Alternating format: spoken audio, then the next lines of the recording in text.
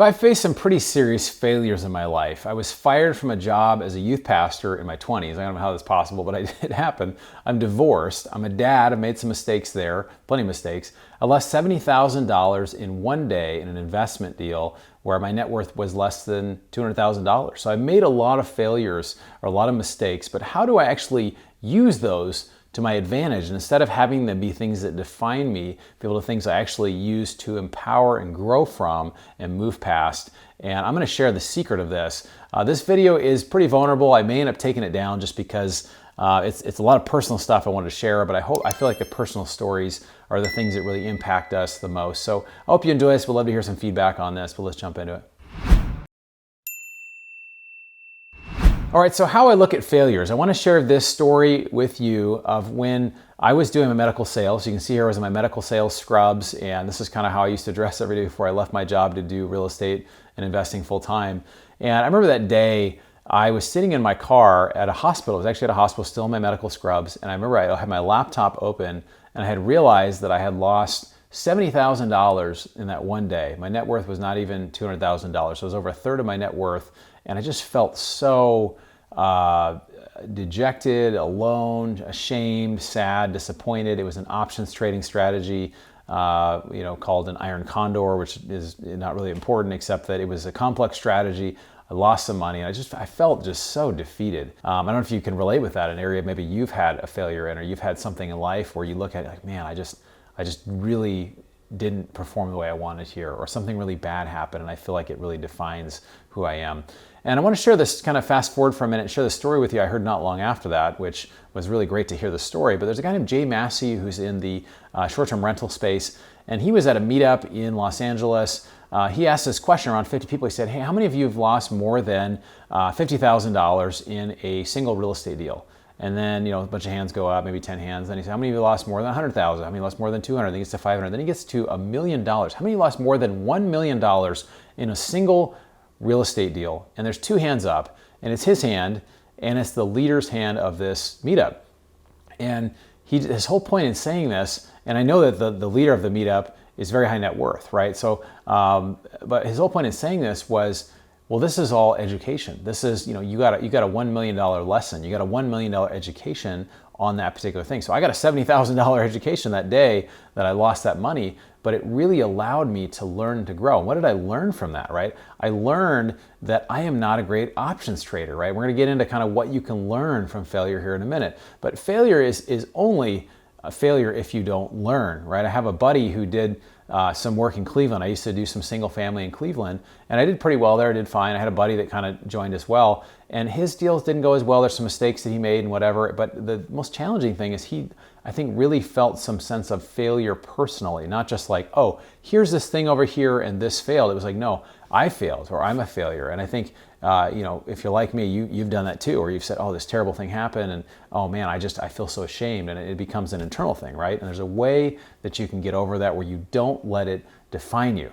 So what do you do when you fail? Or what are some options when you fail? Well, the first thing I would say is to really reframe it. It's not just that, okay, once you start saying, well, I'm a failure, or this, I'm so stupid, or whatever, you start that self-talk going, you need to change the tape. You say, no, reframe it and say, this thing failed, or this didn't work, but that's not me, right? That's over here. That's separate from who I am. So if I just simply, can find out what the lesson is here, then maybe there can be something good that can come out of this. So through every failure, going through my divorce, I was able to write a lot of songs. I wrote like 14 or 15 songs in a couple months, right? I just had a lot to write, right? So there was something good that came out of something very difficult. So what did I learn through my losing $70,000 a day? Like I mentioned, I'm not a great options trader. I'm not the guy to be sitting and working that system on the thing day by day and following the rules. That's just not me, right? I have other strengths, but that is not one of them, right? And that really led me into doing multifamily. Of course, we've had great success there. And journaling is great. Talking with an encouraging friend, going to therapy, all that stuff is great.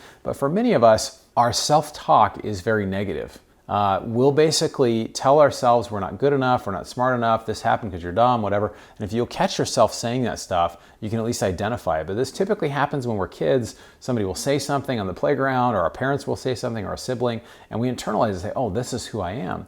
And it's really not true. It's just how we've coped with a lot of things. But I used to get really negative when I was younger, and I internalized a lot of hurts from other people. And only when I started to actually begin to change the tape, I began to actually say different things to myself, something bad would happen, and I'd say, oh, okay, well, this happened, but that's not who I am. So what can I learn from this? But that's, obviously I can separate it, right? And this sounds like a very simple thing, but I think all of us can relate with just the fact of what it means to internalize something as a failure, something, hey, I'm a failure, this happened, or it's not good. So this is the reason, this is kind of the final thing I want to share, is that affirmations are so important.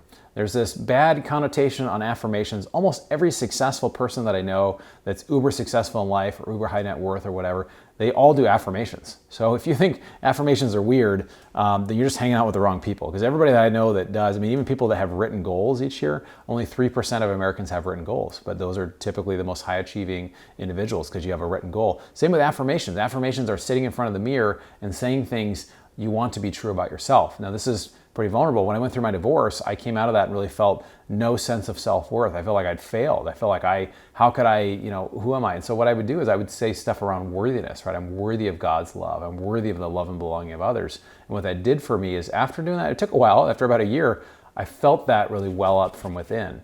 And so it really felt like that was something that I could share and that came from inside of who I was. So the self-talk is super important.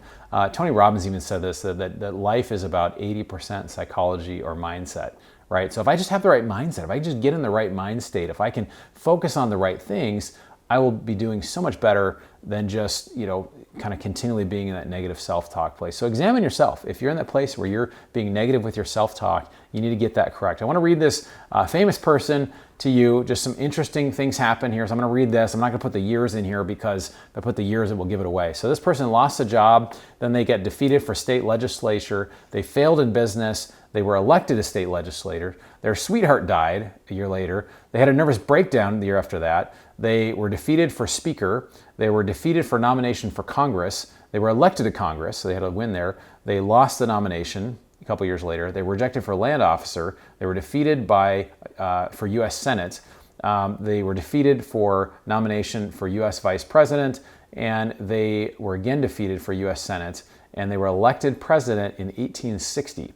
So if you know, this is Abraham Lincoln, right? This is a guy who, you just did this list here, it's at least 8 different defeats of like major proportions, and he had a nervous breakdown and his sweetheart died. Like just major, major, major setbacks. But here's a guy that we admire so much. And you wonder, he went through so much. If you've read the stories on Abraham Lincoln, he went through so many challenges during the Civil War, and it was so just vexing to the point of just like, how can somebody even survive this? But he had that character built up through going through those challenges. So there's actually a verse I love in the Bible that talks about God won't give us more than we can bear. And I've also heard it say that he won't give us more than he will enable us to bear, right? So going through difficult things, he'll give us grace to go through that, and it actually can make us stronger. So just by making that decision, by going through challenges, it actually can make you a stronger person. So I use these affirmations every morning. I'm strong, I'm courageous, I'm confident, and those are things that have really, really helped me because then they well up from the inside.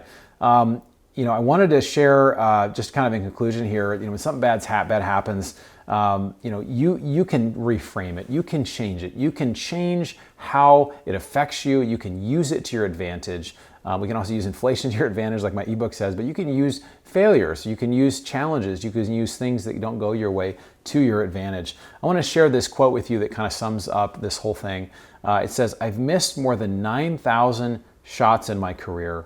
I've lost almost 300 games. 26 times I've been trusted to take the game-winning shot and missed.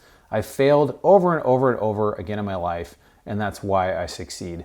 And that's one of the greatest, I think the greatest basketball player that lived, and it's going to be controversial to some of you, Michael Jordan, right? That's why I succeed, is because I fail and I keep going. I fail and I keep going. I fail and I keep going. And that's just to keep taking shots. That's something I tell myself, is just, Bronson, just keep taking shots. Just keep going for it. Keep getting yourself out there. Keep doing it. Because if you keep taking shots, you will be successful. And that's what I find with successful people, is they keep doing it. I've gotten a lot of questions, a lot of good feedback actually on this as well, is what does my morning routine look like? I've actually got some specific affirmations that are in there, some things that I do. There's a number of other things that I do in the morning to kind of get myself going. So I want to share that with you. If you want to check that out, that's up here. That's my life-changing morning routine. And then if you haven't joined our investor club, I know this is not an investor video, but having financial freedom, having cash flow can be super transformational for you. So we're doing multifamily deals, oil and gas, ATM machines, and car washes to develop consistent cash flow for investors. If you haven't joined our club, check it out down below. It's at bronsonequity.com. We'll set up a call with you and get started. Love to know any comments. This is, again, a very personal video. Would love to hear any feedback from you about what was helpful from this video and any sort of things that you've done to change your self-talk or use failure to your advantage. We'll look forward to seeing you on the next video.